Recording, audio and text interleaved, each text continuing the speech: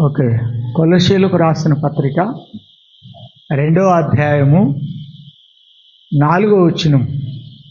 అక్కడ ప్రభు వాక్యం మనతో మాట్లాడుతుంది. ఏమని అనగా, ఎవడైనను చక్కని మాట చేత మిమ్మును మోసపరచుకున్నట్లు జాగ్రత్తగా చూసుకోనండి. నేను మీకు ఈ మాటలు చెప్తున్నాను. కాబట్టి ఈ ప్రపంచములో, ఈ లోకములో, ఈ దేశములో ఎక్కడైనా ప్రజలు ఎలా ఉన్నారంటే చక్కని మాటలు మాట్లాడేవారుగా మనకు కనబడతారు. కానీ వారి చక్కని మాటలలో యథార్థత ఉండదు. వారి చక్కని మాటల్లో నిజాయితీ ఉండదు. వారి చక్కని మాటలలో ప్రేమ ఉండదు. కాబట్టి వారు చక్కటి మాటలు మాట్లాడతారు.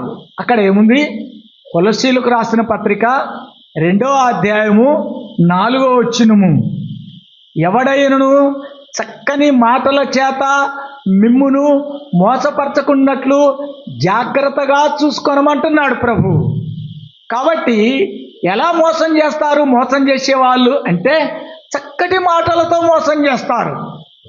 కాబట్టి అందుకనే తీతు గ్రంథములో 2వ అధ్యాయంలో 10వ వచనము ఇలా సెలవిస్తుంది: వారి నోరులు మూయించవలను, కేత్రీయులు ఎల్లప్పుడూ దుష్ట మృగములై ఉన్నారు. 1వ అధ్యాయం తీతు గ్రంథము 1వ అధ్యాయము 11వ వచనం. వారి నోరులు మూయింపవలెను.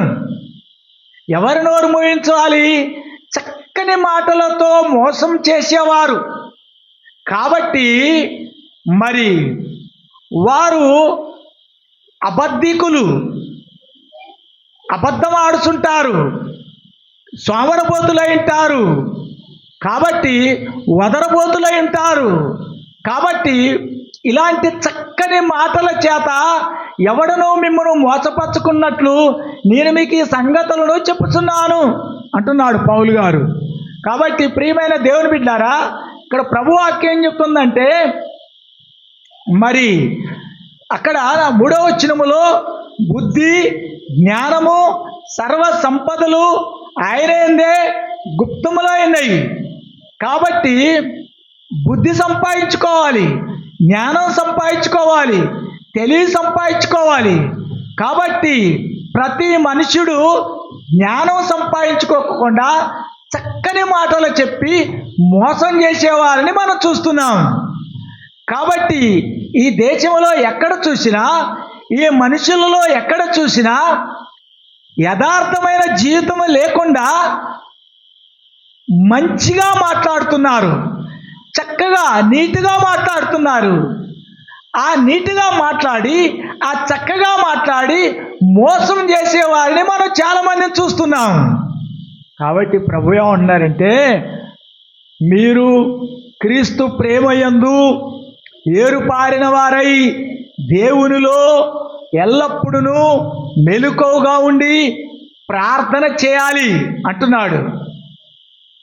శోధనలో ప్రవేశించకుండానట్లు మెలకువగా ఉండి ప్రార్థించండి. ఎందుకంటే అనేక రకమైన శోధనలు మన చుట్టూ ఆవరిస్తాయి. అనేకమైన శోధన కలిగించే మనుషులు మన చుట్టూ ఆవరించి ఉన్నారు. ఇట్లాంటి మనుషులను ఈ ప్రపంచంలోనే ఉన్నారు. ఇట్లాంటి మనుషులు ఈ దేశంలోనే ఉన్నారు. ఇట్లాంటి మనుషులు ఏ గ్రామంలోనైనా ఉన్నారు, ఎక్కడైనా ఉన్నారు. కాబట్టి బైబిల్ చదువుతున్న నీవు, ప్రార్థన చేస్తున్న నీవు ఈ చక్కని మాటలతో మోసం చేసేవారిని గుర్తించాలి.